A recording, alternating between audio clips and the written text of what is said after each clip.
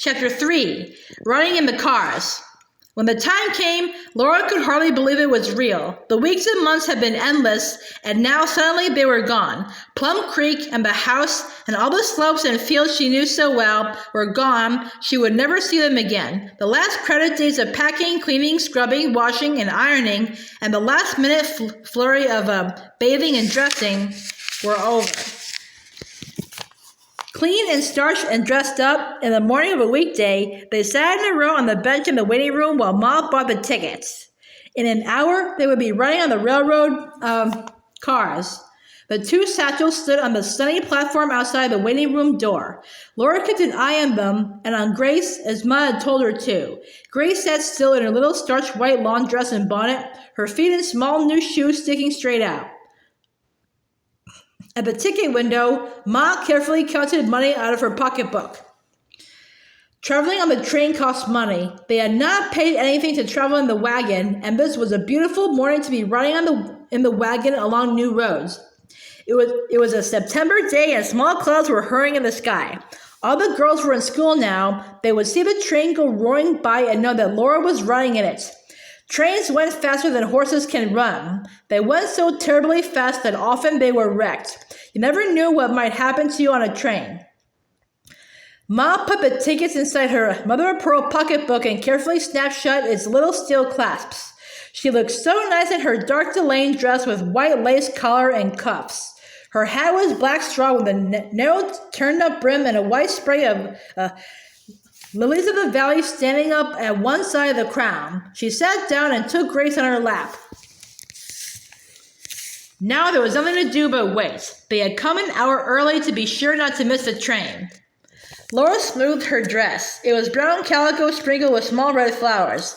Her hair hung down her back in long brown braids, and a red ribbon bow tied their ends together. There was a red ribbon around the crown of her hat, too. Mary's dress was gray calico with sprays of blue flowers. Her wide-brimmed straw hat had a blue ribbon on it, and under the hat, her poor short hair was held back from her face by a blue ribbon tied around her head. Her lovely blue eyes did not see anything, but she said, "Don't fidget, Carrie. You'll muss your dress." Laura craned to look at Carrie, sitting beyond Mary. Carrie was small and thin in pink calico, with pink ribbons on her brown braids and her hat. She flushed miserably because Mary found fault with her, and Laura was going to say, "You come over by me, Carrie, and fidget all you want to." Just then, Mary's face lighted up with joy, and she said, "Ma, Laura's fidgeting too. I can tell she is without seeing." "So she is, Mary," Ma said, and Mary smiled in satisfaction. Laura was ashamed that in her thought she had been cross with Mary. She did not say anything. She got up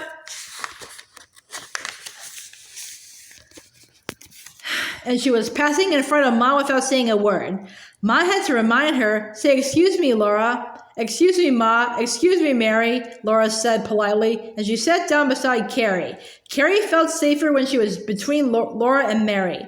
Carrie was really afraid of going on a train. Of course, she would never say that she was frightened, but Laura knew. "Ma," Carrie asked timidly, "Pa will surely meet us, won't he?" "He is coming to meet us," Ma said. "He has to drive in front of the camp, and it will take him all day. We are going to wait for him in Tracy. Will he get there before night, Ma?" Carrie asked. Ma said she hoped so. You cannot tell what may happen when you go traveling on a train. It is not like starting out all together in a wagon. So Laura said bravely, "Maybe Pa's got our homestead picked out already. You guess what it's like, Carrie, and then I'll guess." They could not talk very well because all the time they were waiting and listening for the train. At long last, Mary said she thought she heard it. But Laura heard a faint, faraway hum. Her heart beat so fast that she could hardly listen to Ma. Ma lifted Grace on her arm, and with her other hand she took tight hold of Carrie's. She said, "Laura, you come behind me with Mary. Be careful now." The train was coming louder. They stood by the satchels on the platform and saw it coming. Laura did not know how they could get the satchels in the train. Ma's hands were full, and Laura had to hold on to Mary. The engine's round front window glared in the sunshine like a huge eye. The smokestack flared upward to a wide top, and black smoke rolled up from it. A sudden streak of white shot up through the smoke, then the whistle screamed a long wild scream. The roaring thing came rushing straight at the mall, swelling bigger and bigger, enormous, shaking everything with noise. Then the worst was over. It did not hit them. It was roaring by them on thick, big wheels. Bumps and crashes ran along the freight cars and flat cars, and they stopped moving. The train was there, and they had to get into it. "Laura!" Ma said sharply. "You and Mary be careful." "Yes, Ma, we are," said Laura. She guided Mary anxiously, one step at a time, across the boards of the platform behind Ma's skirt. When the skirt stopped, Laura stopped Mary. They had come to the last car at the end of the train. Steps went up into it, and a strange man in a dark suit and a cap helped Ma climb up them with Grace in her arms. "Whoopsie daisy," he said, swinging Carrie up beside Ma. Then he said, "Them your satchels, ma'am?" "Yes, please," Ma said. "Come, Laura and Mary." "Who is he, Ma?" Carrie asked, while Laura helped Mary up the steps. They were crowded in a small place. The man came pushing cheerfully past them with the satchels and shouldered open the door of the car. They followed him between two rows of red velvet seats full of people. The sides of the car were almost solidly made of windows. The car was almost as light as outdoors, and chunks of sunshine slanted across the people in the red velvet. Ma sat down on one velvet seat and plumped Grace on her lap. She told Carrie to sit beside her. She said, "Laura, you and Mary sit in the seat ahead of me." Laura guided Mary in, and they sat down. The velvet seat was springy. Laura wanted to bounce on it, but she must behave properly. She whispered, "Mary,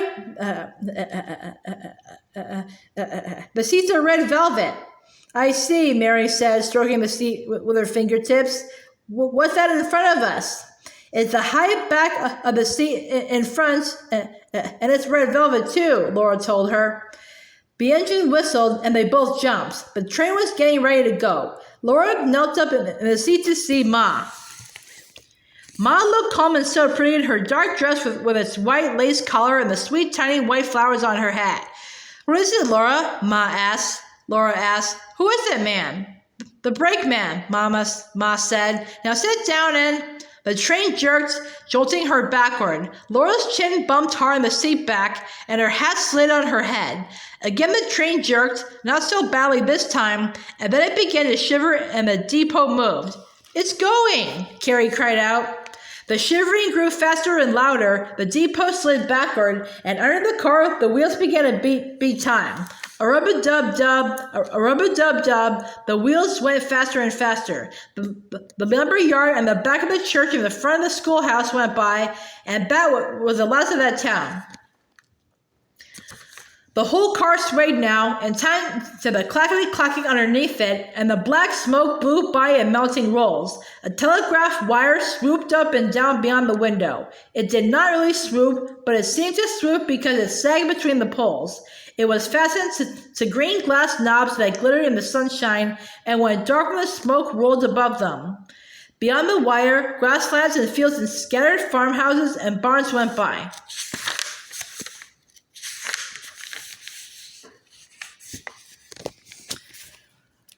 They went so fast that Laura could not really look at them before they were gone. In 1 hour, that train would go 20 miles, as far as the horses traveled in a whole day. The door opened, and a tall man came in. He wore a blue coat with breast buttons and a cap with a conductor in letters across its front. At every seat, he stopped and took tickets. He punched round holes in the tickets with a small machine in his hand. Ma gave him 3 tickets. Carrie and Grace were so little that they could ride on the train without paying. The conductor went on, and Laura said low, "Oh, Mary, so many shining brass buttons on his coat, and it says conductor right across the front of his cap. And he is tall," Mary said. "His voice is high up." Laura tried to tell her how fast the telegraph poles were going by. She said, "The wire sags down between them and swoops up again," and she counted them. 1, oop, 2, oop, 3. That's how fast they're going. I can tell it's fast, I can feel it, Mary said happily. On that dreadful morning when Mary could not see even sunshine full in her eyes, Pa had said that Laura must see for her. He had said, "Your 2 eyes are quick enough, and your tongue, if you'll use them for Mary." And Laura had promised. So she tried to be eyes for Mary, and it was seldom that Mary need ask her, "See out loud for me, Laura, please." "Both sides of the car are windows close together," Laura said now. "Every window is one big sheet of glass, and even the strips of wood between the windows shine like glass. They are so polished." "Yes, I see." And Mary felt over the glass and touched the shining wood with her fingertips. The sunshine comes slanting in the south windows, in white stripes over the red velvet seats and the people. Corners of sunshine fall on the floor and keep reaching out and going back. Up above the windows, the shining wood curves in from the walls on both sides, and all along the middle of the ceiling, there's a higher place. It has little walls of tiny, long, low windows, and you can see blue sky outside them. But outside the big windows, on both sides, the country is going by. The stubble fields are yellow, and haystacks are by the barns, and little trees are yellow and red in clumps around the house. "Now I will see the people," Laura went on, murmuring. "In front of us, a head with a bald spot on top and side whiskers. He is reading a newspaper. He doesn't look out the windows at all. Farther ahead are 2 young men with their hats on. They are holding a big white map and looking at it and talking about it. I guess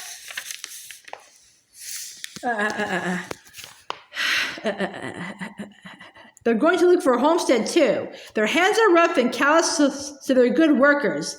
And farther ahead, there's a woman with bright yellow hair and, oh Mary, the brightest red velvet hat with pink roses."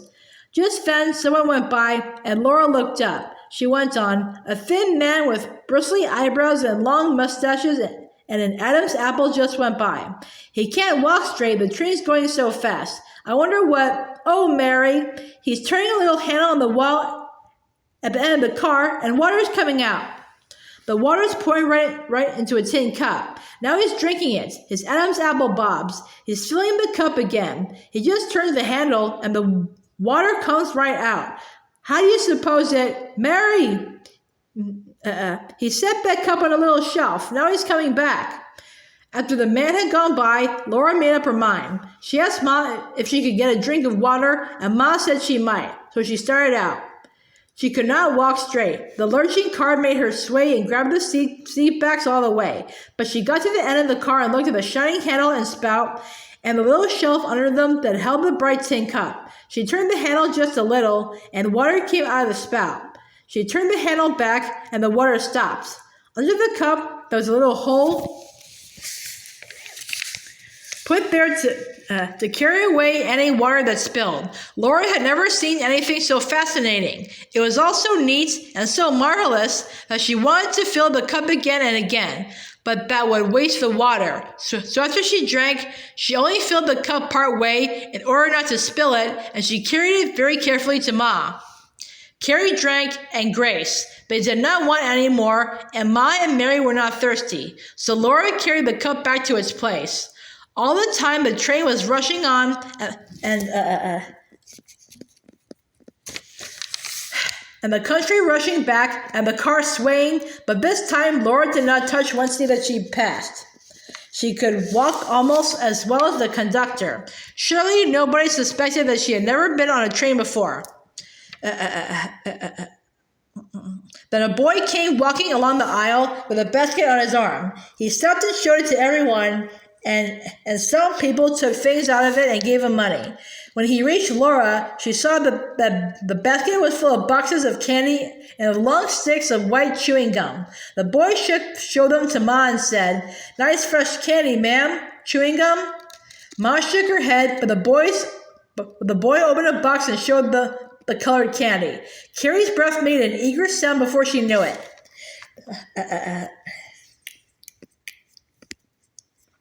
The boy shook the box a little, not quite spilling the